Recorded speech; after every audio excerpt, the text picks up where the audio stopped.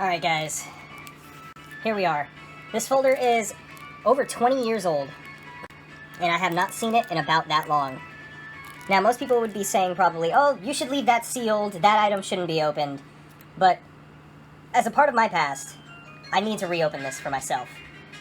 Among other things, it is not the most perfect sealed folder. As you can see, Quilava is kind of floating out of place. He should be here, and yet our Quilava is floating around up here, trying to attack the Chikorita, Bayleef, and Meganium. So what we're going to be doing is we're going to free that Quilava from its floating prison. We're going to take all the cards out, we're going to assess the damage, if any, on these cards. Assess what grade we expect to receive on each one of the starters. And furthermore, send them off and actually get graded. Now, this is a very easy item to seal and reseal. As you can see here, it just has a simple glue strip seal. But if you look closely, there's no reseal marks that show this have been opened. This is one of those items you would think would be easy to reseal, but that glue strip definitely gives it away. From what I'm looking at here, this has definitely not been opened. So we're going to open this carefully.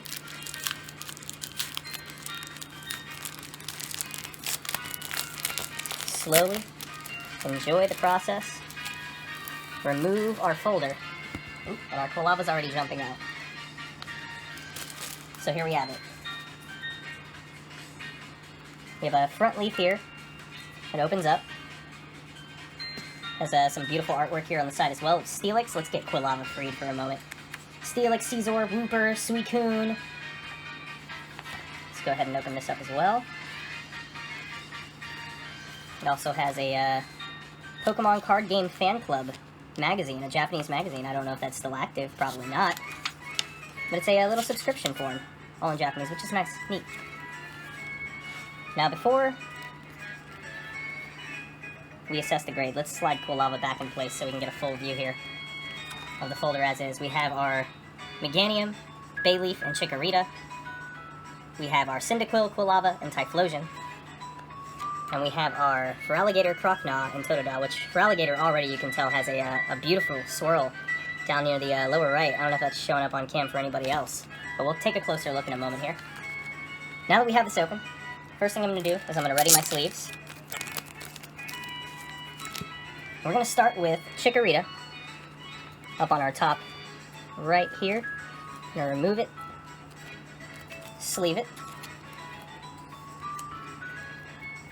Take a quick look here. Centering seems good. Hard to tell since the borders are a lot thinner on these early Gen 2 Japanese cards. I'll say the centering might be a 9. It's a little top heavy, it appears, a little thinner on the bottom. Very slight though. Left to right seems good, but from the back maybe very, very slightly thinner on the right side, or left from the front here to the right side. Centering might be a 9 to 9.5. Surface does appear to be very clean. I'll have to get out of the sleeve to know for sure. As far as surface damage, the cards are perfect. Just about. They've been sitting very well taken care of in this binder, obviously. I see no scratches, no dings. The edges appear to be very clean. There's no white dots, no wear on the sides, so this has definitely been sitting and taken well care of, at least from the Chikorita alone. So let's get our next sleeve ready for Bayleef. Dropping some cards there, off top view. Little reverse Gardevoir wanted to come say hi. And much the same as Chikorita, Bayleef seems in very good condition. Centering seems to be very similar to Chikorita. Very slightly top heavy, a little thicker on the right to left, maybe 9 to 9.5 centering. And the same with Chikorita as well. The corners are a 9.5 to 10, edges are possibly a 10. I don't see anything wrong with the edges. As far as the surface, no scratches, dents, or imperfections on the card.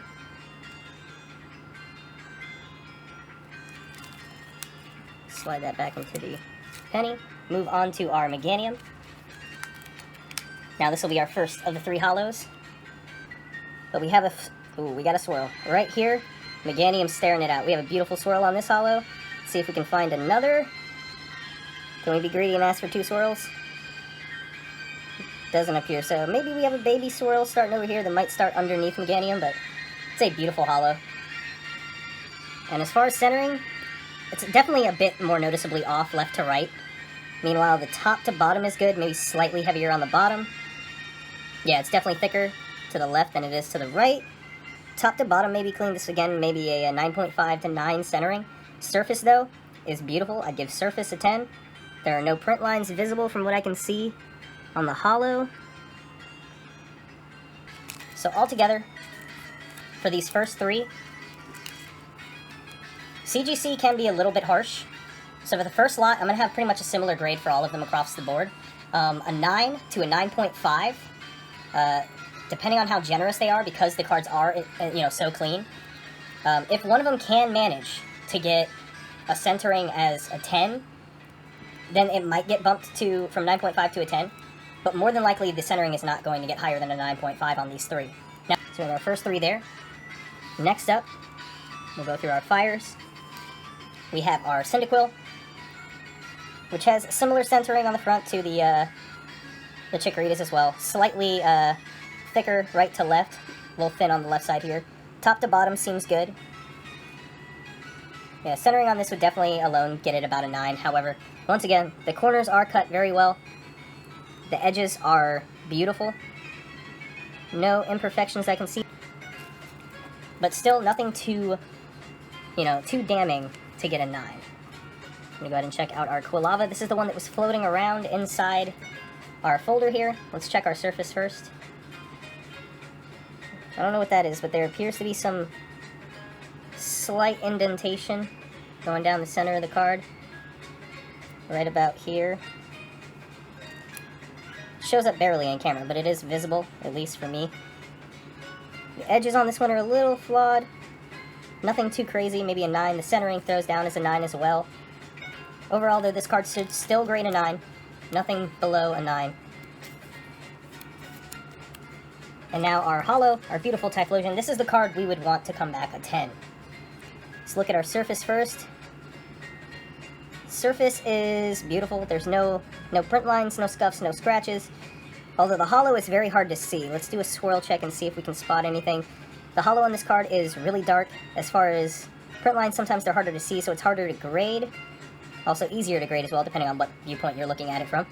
Centering on this one actually looks a lot better than the others. It's centered a lot better left to right. Centering could possibly get a 10 on this. There's some slight bowing on the card as well. I don't know if that shows up, but that is not something they grade against. The edges are perfect. The centering is near perfect. I'd say this is our best shot at a 10, which is good because this is the card we want most to get a 10 on. Now we'll move on to my favorites of the folder. Our Gen 2 water starters. Totodile, my OG pick all the time. Centering's definitely off top to bottom, but left to right is not that bad. It's fairly the same, but definitely thinner on the bottom line than the top line. Surface is very good. Maybe some slight imperfections, some pressure lines, but nothing really too strong of an indentation. This card may get an 8.5 to a 9, though, I would say, based off the centering and the indentation on the front surface as well. Still, though, this card could very well swing a 9, in my book at least. I can be a harsh grader, but this is a card even I would give a 9 to over a 8.5. Maybe biased because it's my favorite starter, but that's fine. Now we have our Croconaw, the awkward teenage rebellious form of Totodile. Let's check the surface real quick. Surface looks very good on this card. I'm not seeing any pressure lines or indentations or scratches. The centering looks very good. Edges are fairly nice as well. There's a small imperfection here. Looks like a small, almost scuff type scratch. That would definitely bring down edges or surface, which whenever they want to take it by 0.5. This card may come back as well, maybe an 8.5, but I definitely could see it coming back a 9. And for me, a 9 would truly be fine. I would take a 9 any day. And then we'll get into our big boy Feraligatr holo with that beautiful swirl. Super visible bottom left. A beautiful Cosmic Holo. Love looking at this card. Definitely another swirl about to go on behind Feraligatr here as well. That's such a beautiful card. Cosmos are alive. Got almost a double swirl here. There's another swirl that branches into and off of this swirl. But let's go ahead and check the surface on it. The holo appears... Let me check print lines. No visible print lines from what I can see. Surface of the card is about perfect. That's a 10 surface if I'd seen one. Centering seems very good. Very good hopeful chance of getting a 10.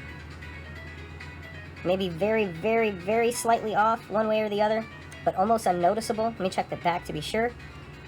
No, they're about even. This is about a perfect 10 for Alligator as well. So two of the main ones I definitely would have wanted a 10 on are definitely 10 hopefuls. Let's go ahead and get for Alligator sleeved up. I forgot to check the back as well for surface. A little difficult to do in the sleeve. I'm seeing very little of anything to really be worried about. Yeah, this is looking like strong 9.5 to 10. And the swirl alone is a great hopeful. So once again, we'll look over our cards here. We have the Chikorita, which I should say would grade about a 9.5 at best. Maybe a 10 if they're really generous. Bayleaf, 9.5. And Meganium, 9.5. Realistic assessment would be a 9 on all three of these, evenly. I don't know why I'm going to doubt myself, but I'm going to say a 9 on all three of those. As far as our fire starters, starting with Cyndaquil. Cyndaquil I'm going to call as a 9 as well. Quilava, I'll actually give a 9 hopeful, possible 8.5. Typhlosion, I'm going to go really strong and say that Typhlosion is a 10. Wait, let me double check that. I think I see a little bit of hollow bleed now on the front of the card that I didn't see before. Yeah, there's definitely a little speck there. Yeah, I don't know if it shows up on camera, but there is a speck of hollow bleed right around here. It's not showing up on camera, but it is visible to the eye. Doesn't wipe away. Or did it? Now I can't spot it anymore. Well, it appears it might have just been something that wiped away. Still going to say 9.5, hopeful 10. 8.5, hopeful 9. Cyndaquil will be a 9, hopeful 9.5. And for our water starters,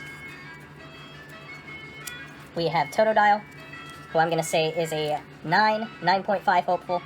Croconaw, a 9.5. And for Alligator, we're going to say is a 10 hopeful that might come back a 9.5. As far as this video, though, it looks like we have come to a close. Sorry if it didn't seem like the most impressive little video as far as things go, but this is a product I love having again. I'm not going to risk putting it back in the folder with the sleeves because they don't fit very well. So I'm going to get these in top loaders and then call this video close. Thanks, guys, for watching. If you've liked the video by this point, make sure you hit that like button. If you like it a little bit more, you can go ahead and slap that subscribe button and that bell so you get notifications when content is coming here to the channel. Now I just have to figure out how much it's going to cost to grade each of these.